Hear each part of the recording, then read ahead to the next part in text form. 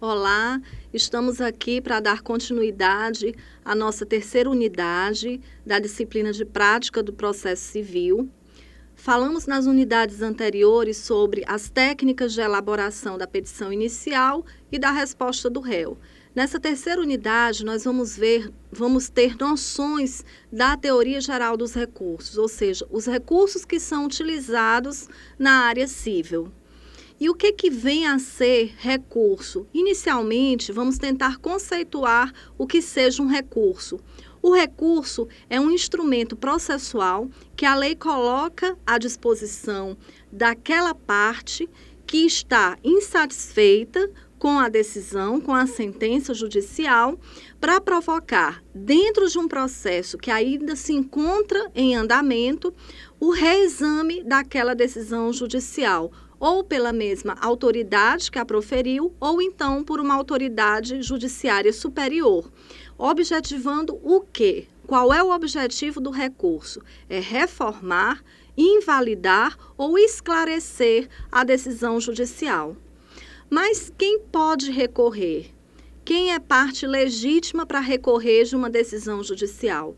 A parte vencida, o Ministério Público ou um terceiro que se sinta prejudicado por aquela decisão, que não faz parte diretamente da decisão, mas que de alguma forma se sente prejudicado.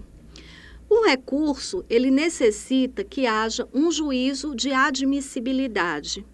Então, o que é esse juízo de admissibilidade? É o instante inicial do julgamento do recurso, em que vão ser verificados os aspectos formais, as condições formais para que aquele recurso possa ser recebido.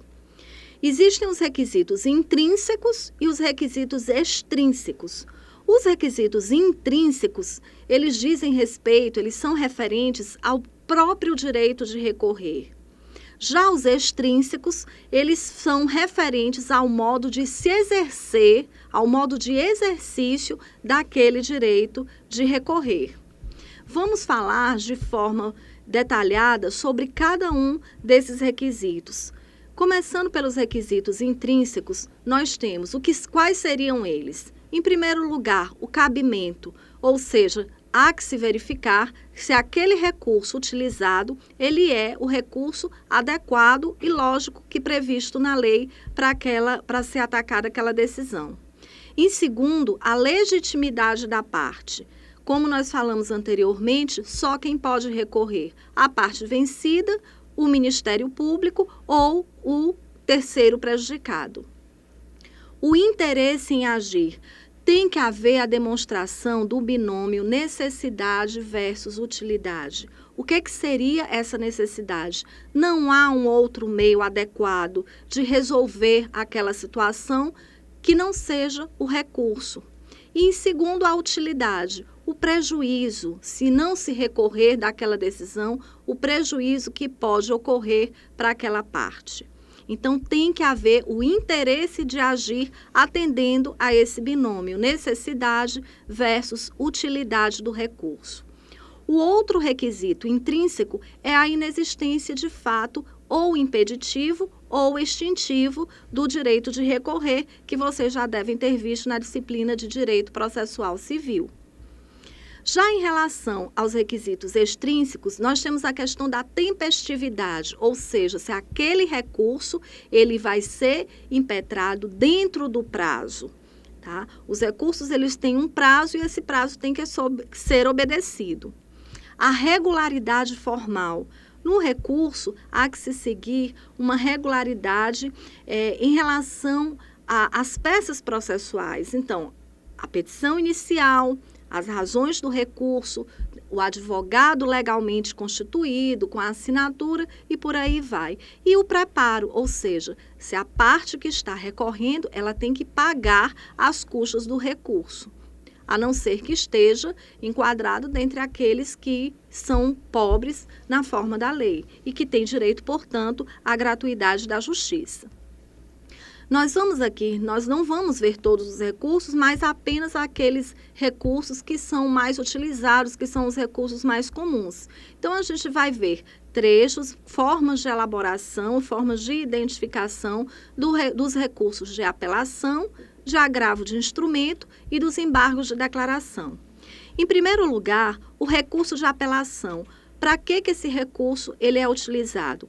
O recurso de apelação ele vai ser utilizado contra aquela sentença proferida por um juiz de primeiro grau que encerra o processo com ou sem resolução do mérito.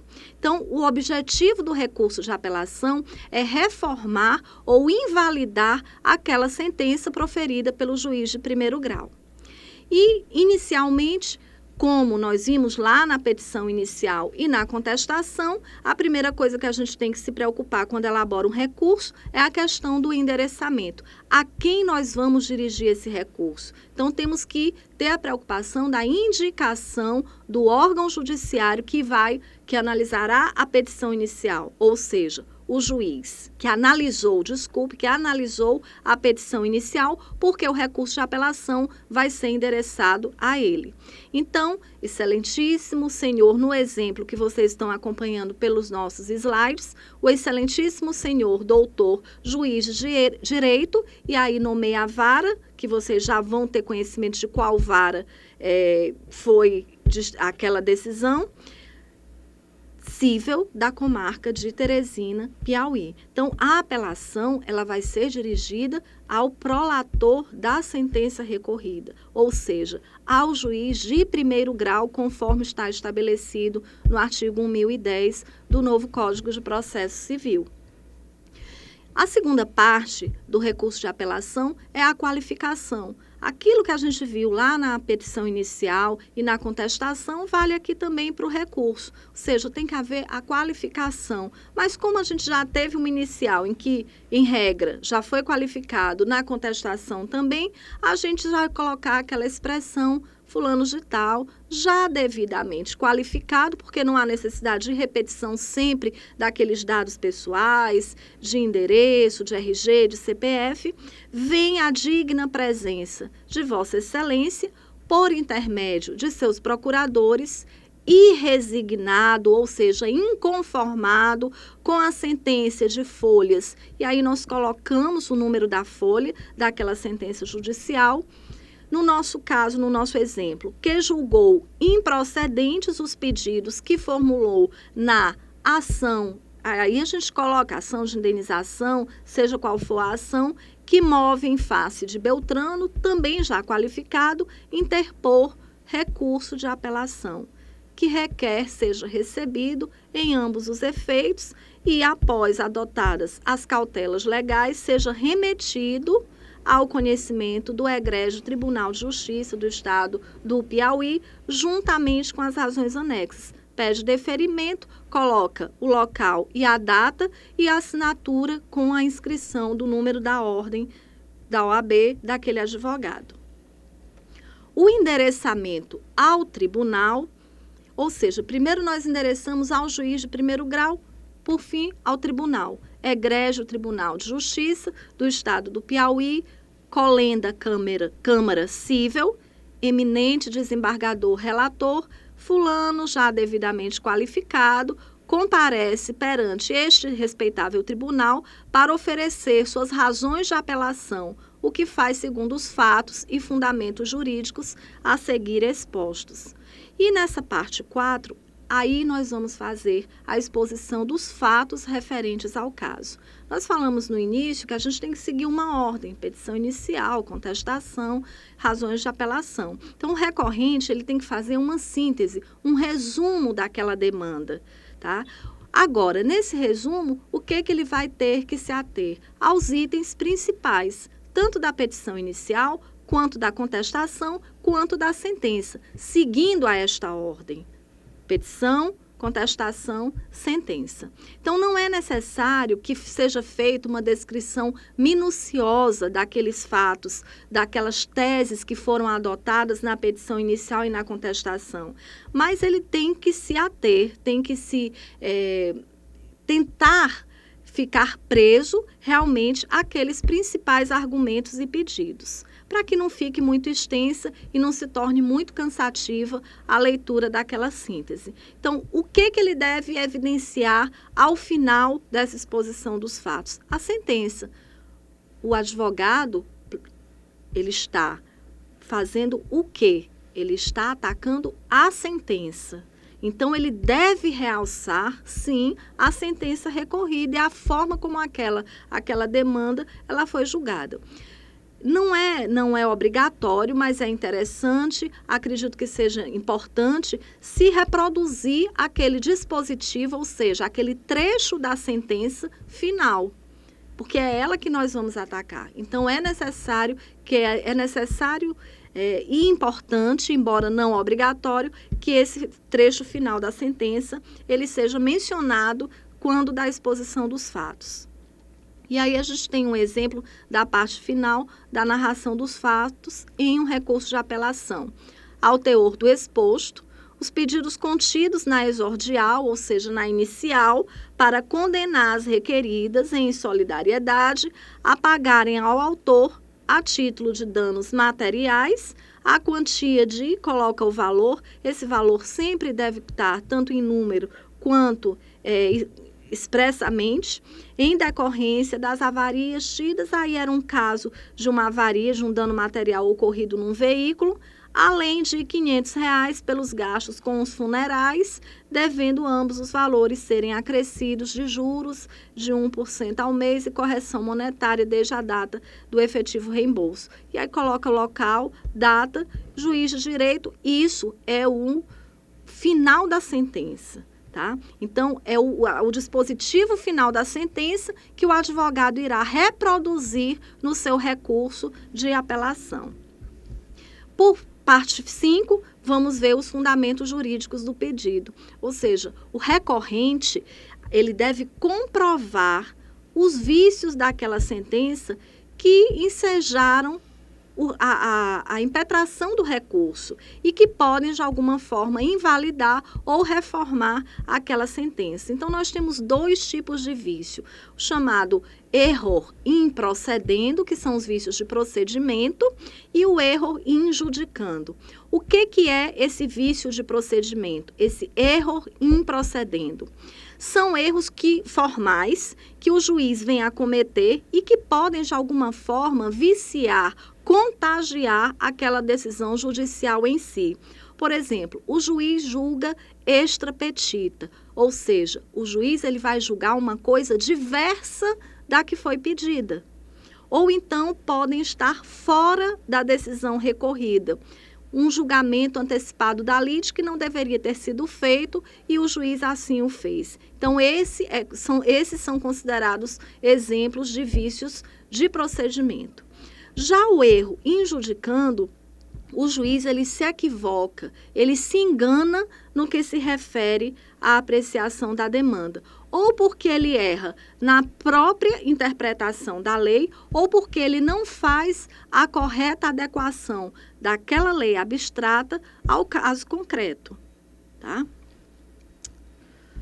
Parte 6 dos pedidos. Aqui, nessa parte dos pedidos, assim como na inicial, assim como na contestação, nós temos que ter a maior clareza e a maior objetividade possível para que se cumpra aqueles requisitos, aqueles parâmetros do recurso. Ou seja, a gente tem que pedir os erros apontados nas razões recursais, apenas aqueles erros. Então, ele deve acatar, deve seguir uma ordem. Em primeiro lugar, o recurso de apelação será conhecido, desde que presentes todas as condições de admissibilidade para tanto. Então, aqueles requisitos intrínsecos e extrínsecos que nós vimos no início da nossa unidade. Segundo, será inteiramente provido no mérito para anular a sentença recorrida ou reformá-la. Passaremos ao segundo recurso utilizado, um dos mais utilizados na área civil, que é o recurso do agravo de instrumento. Tanto a apelação quanto o agravo de instrumento, o prazo para que se ingresse com eles, o prazo é de 15 dias pelo novo CPC, em 15 dias úteis após a decisão ser publicada. Então, o agravo de instrumento é um recurso que tem por finalidade impugnar uma decisão interlocutória, tá? Proferida por um magistrado atuante em primeira instância. Então, no nosso exemplo, como todo recurso vai seguir um roteiro, a gente tem o exemplo do slide: excelentíssimo senhor doutor desembargador, presidente do Egrégio Tribunal de Justiça do Estado do Piauí, fulano de tal, a qualificação completa, por seu advogado que esta subscreve nos autos da ação, e aí a gente coloca uma ação de alimentos, uma ação de indenização, em trâmite na vara tal, processo, a numeração do processo, que ele move Beltrano, a qualificação completa, vem respeitosamente à presença de Vossa Excelência, não se conformando com a respeitável decisão de folhas, e aí novamente se faz a citação das folhas em que consta aquela decisão judicial, com fundamento nos artigos 1015 e seguintes do Código de Processo Civil, interpor agravo de instrumento pelas razões anexas. Requer a juntada da inclusa guia de preparo devidamente recolhida, ou seja, quando se recorre, tem que se fazer a juntada, se comprovar o pagamento das custas para que aquele recurso possa ser interposto. Termos em que pede deferimento, local e data, assinatura do advogado com o número de sua inscrição na ordem. O roteiro do agravo, além dessa qualificação, dessa parte inicial que nós acabamos de falar, nós temos a peça de razões, Egrégio Tribunal de Justiça do Estado do Piauí, as razões de agravo de instrumento, aí nós colocamos o nome tanto do agravante quanto do agravado, e os tópicos seguintes na sequência. Da tempestividade e do cabimento, aquilo que nós falamos, tempestivo, aquele recurso que está dentro do prazo. O cabimento, aquele é o recurso adequado para se contestar, para se atacar aquela decisão judicial. O segundo ponto, das razões recursais. O terceiro, do efeito suspensivo. E quarto, do pedido. E, por fim, o nosso último recurso aqui estudado nessa unidade, que são os embargos de declaração. Os embargos de declaração, eles têm o objetivo de sanar uma omissão ou uma contradição ou algum ponto obscuro que ficou na sentença judicial, na decisão judicial, ou até mesmo quando ocorre um erro material na decisão. Então, o juiz proferiu a sentença e o juiz não foi claro o suficiente. Algum ponto ficou obscuro, algum ponto não foi esclarecido o suficiente. Então, o recurso adequado é o recurso de embargos de declaração, que o prazo aqui é de 5 dias.